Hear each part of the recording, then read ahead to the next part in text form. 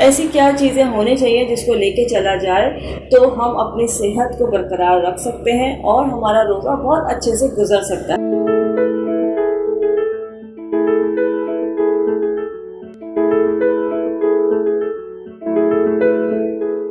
अस्सलाम वालेकुम। उम्मीद है आप तमाम लोग खैरियत से होंगे। हमेशा की तरह कोई नया टॉपिक, एक नई चीज़ होती है, बट आज जो है मैं अकेले नहीं हूँ आपके पास। आज मैं एक बहुत ही सीनियर, बहुत ही रिस्पेक्टेड अपने गेस्ट के साथ हूँ। जब मैं आपको इंट्रोडक्शन कराऊंगी तो आपको अंदाज़ा होगा कि आज कितने ज़बरदस्त से हमारे गेस्ट मौजूद हैं जो कि आपके बहुत सारे मसाइल को हल करने में आपकी मदद करेंगे। पहली चीज़, जब हम रमज़ान की बात करते हैं तो रमज़ान में बहुत सारी परेशानियां आती हैं। एक बरकतों का, रहमतों का महीना है, हम इसको बहुत एंजॉय करते हैं, रहमतें हैं, इबादत करते हैं, रोज़ा रखते हैं, लेकिन फिर भी ऐसी कंडीशन होती है, कुछ जो बीमार लोग होते हैं वो परेशान हो जाते हैं और बहुत सारे लोगों को समझ में नहीं आता कि रमज़ान में क्या करना चाहिए और क्या नहीं करना चाहिए। ऐसी क्या चीज़ें होनी चाहिए जिसको लेके चला जाए तो हम अपनी सेहत को बरकरार रख सकते हैं और हमारा रोज़ा बहुत अच्छे से गुजर सकता है। अच्छा जी, हम बात कर रहे हैं कि डूज एंड डोंट्स की, और लेकिन पहले मैं आपको आज के अपने गेस्ट से मिलवाना चाहूँगी। हमारे साथ हकीम मोहम्मद रईस खान है जो कि HOD है बेसिक मेडिकल साइंस के ईस्टर्न मेडिसिन फैकल्टी हमदर्द यूनिवर्सिटी। हमदर्द यूनिवर्सिटी ज़ात खुद किसी तारुफ की मोहताज नहीं है, और जब वहाँ पे HOD है तो आप सोचते हैं कि उनकी एक्सपर्टीज़ क्या होंगी और वो किस तरह से मतलब तमाम चीज़ों के उनकी रिसर्च होगी।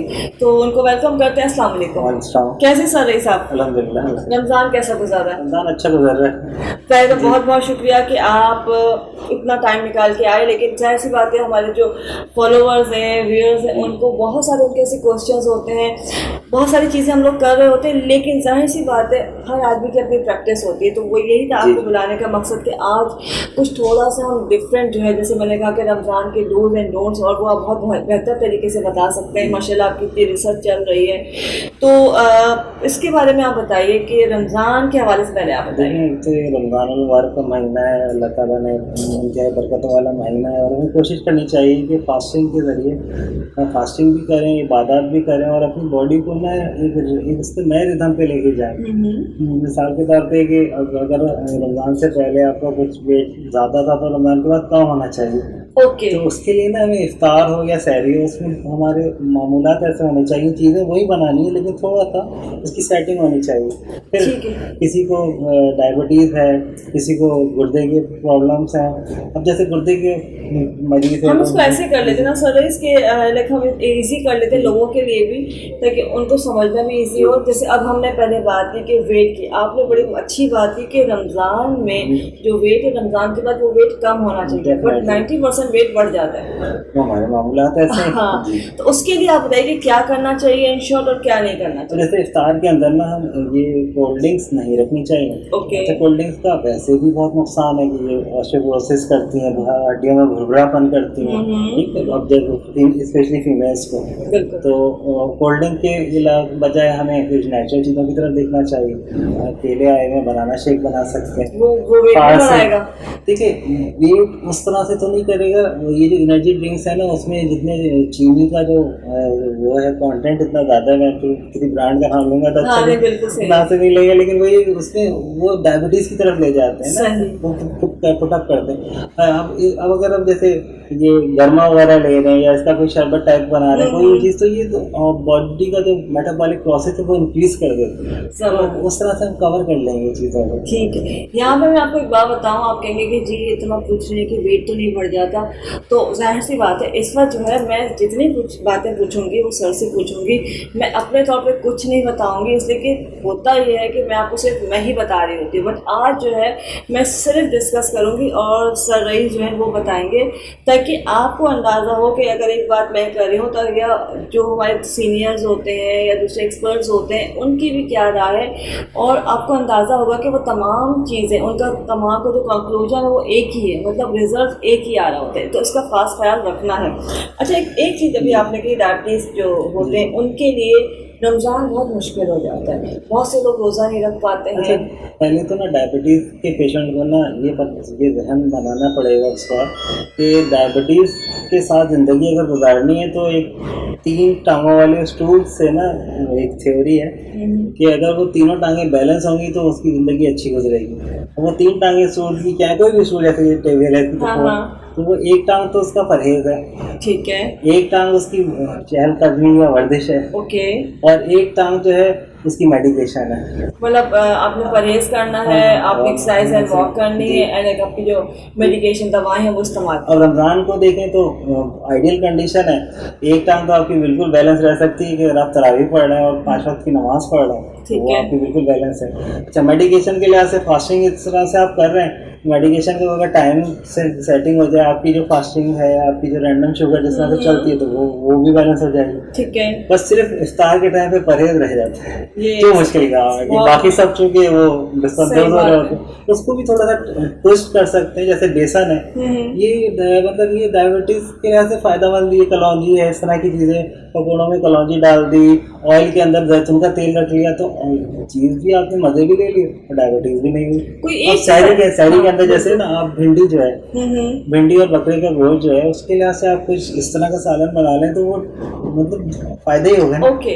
या किसी करेले की भुजिया बना रहे हो तो इस तरह की लवाजमात रखते हैं और साथ साथ आपका सेटिंग भी बनती है। ओके, बट कोई एक ऐसी चीज, कोई एक ऐसी हर्ब जिसको लाइक हम मेडिसिन के तौर पे इस्तेमाल करें जो डायबिटीज के उनके लिए, इसके लिए मैं मुख्तलिफ कॉम्बिनेशन में सिंगल बताएं कोई, और देखिए वो होता है कि इजी होता है। किचन मेडिसिन के तौर पर बता देता हूँ कि अक्सर ऐसा होता है पेशेंट कॉल करते हैं कि भाई हम किसी ऐसे इलाके में अभी डायबिटीज की पिल्स भी नहीं, कुछ भी नहीं, दालचीनी बहुत ही अच्छी है, एंटी डायबिटिक है, इसकी सिर्फ चाय अगर आप पी लें, उसका सुफूफ अगर घर में ग्राइंड हुआ रखा हो तो आधा चम्मच हो चाय, वो भी काफी लो करती है शुगर को। तो डेली बेसिस पे लेना है, डिपेंड करता है कि आपका मिजाज क्या है। हम हिकमत में मिजाज को देख करते हैं तो वो वेरी करता है कि किसी का गर्म खुश है, किसी का मतलब, लेकिन चाय तो पी जा सकती है उसकी, वो गर्म खुश ज्यादा नहीं, मिजाज अगर वही होगा तो फिर उसके एक्ने प्रॉब्लम दूसरी चीजें भी तो सब चीजें देखनी पड़ती। ठीक है, ठीक है। अच्छा, दूसरा ये अब किडनी वाले जो होते हैं, किडनी के लिए तो बहुत ही अच्छा है। इस वक्त अल्लाह ताला ने फ्रूट की सूरत में ना तोहफे उतारे, पानी है नहीं,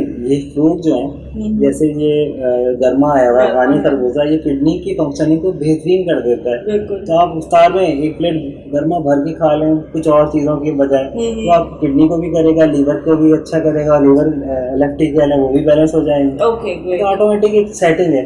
फिर इसी तरह से खरबूजा है, वो भी किडनी के लिए बेहतरीन है, तरबूज बेस्ट है, तो ये पूरी सेटिंग है। इनमें से यही फ्रूट जो है। इसी तरह से किडनी का कोई पेशेंट हो ना, साथ साथ उसको कोलेस्ट्रॉल भी बढ़ा हुआ और उसकी वेसल्स 1 और 2 ब्लॉक है और परेशान हो रहा है कि यार मैं तो इफ्तार में किसी चीज़ को तो शरबूजा ले लें। शरबूजा के अंदर ये खासियत है कि वो जो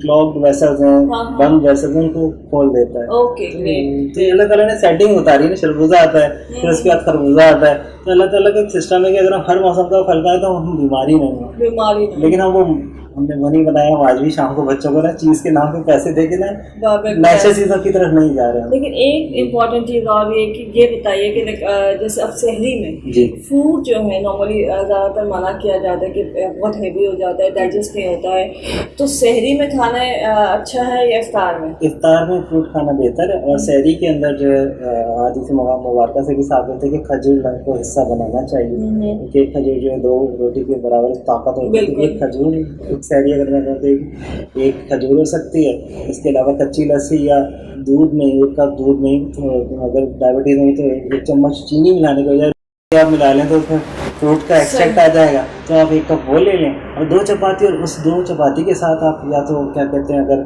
कोई बच्चे छोटे वीक है तो उनको मुर्गी की कलेजी काली मिर्च और नमक से बनी हुई टेस्टी भी होगी और उनको आयरन भी बिल्कुल ऐसा है। तो हम थोड़ी सी सेटिंग्स कर लें तो वही चीज़ हमारे लिए फायदेमंद हो जाएगी। मामला तो हमारे वही होंगे, मजे भी ले रहे होंगे इस तरह से। या डायबिटीज के पेशेंट है ना, तो वही सहरी में बकरे के गोश्त के साथ भिंडी, पूरी जो भिंडी गोश्त बना लें, भिंडी गोश्त साबुत भिंडी वाला जो लेस वाला डायबिटीज को भी कंट्रोल हो जाए। जबरदस्त, और बड़ा मजे का भी बन रहा होता है, और उसके साथ पराठे के साथ खाएं तो मजा आ जाता है। बेसन के पराठे और सही वो डायबिटीज के लिए अच्छा फायदा। चले आप बेसन के साथ खा लें और हम लोग ऐसे खा लेंगे। अच्छा, ये छोटी छोटी चीज़ें हैं, छोटी छोटी एहतियातें हैं जिनको फॉलो करना बहुत ज़रूरी होता है। अगर हम इनको फॉलो करते हैं, खासकर रमज़ान के अंदर, तो हम बहुत सारी चीज़ों से महफूज रहते हैं। जैसे कि हम जितने भी लोग हैं जो भी मरीज़ हैं या जो इन मसाइल का शिकार है, उनको ये होता है कि हम ऐसी चीज़ करें कि हमारा रोज़ा एक बहुत अच्छे अंदाज से गुजर जाए और हमारी इबादत भी पूरी हो जाए। ये ना हो कि हम बीमार हो जाए और बिस्तर पकड़ के पड़ जाए। तो ये खाने पीने की छोटी छोटी एहतियातें, यहाँ पे कोई आपको दवाएं नहीं बताई गई, छोटी छोटी एहतियात हैं जिनको आप इस्तेमाल मतलब रूटीन में लेके आइए और उससे फ़ायदा उठाइए। सर का बहुत बहुत शुक्रिया। इंशाल्लाह फिर एक अगले सेगमेंट में कुछ नई चीज़ों के साथ इनके साथ दोबारा डिस्कशन होगा। और यहाँ पे मैं आपको दोबारा याद दिला दूँ कि आपने हमारा चैनल सब्सक्राइब करना है, बेल आइकन को प्रेस करना है ताकि मज़ीद जो इन्फॉर्मेटिव वीडियोज़ हैं वो आप तक पहुँच जाए। और जो आप जानना चाहते हैं उसके लिए आपको कमेंट करना पड़ेगा, आप क्या जानना चाहते हैं, क्या देखना चाहते हैं। बाकी तमाम वीडियोस की पसंदीदगी का बहुत बहुत शुक्रिया, बहुत बहुत शुक्रिया। सर आपका बहुत बहुत शुक्रिया। इंशाल्लाह फिर आपसे मुलाकात होगी एक नए टॉपिक के साथ। हमेशा की तरह अपना बहुत सारा ख्याल रखिएगा, खुश रहें, खुश रहने दें।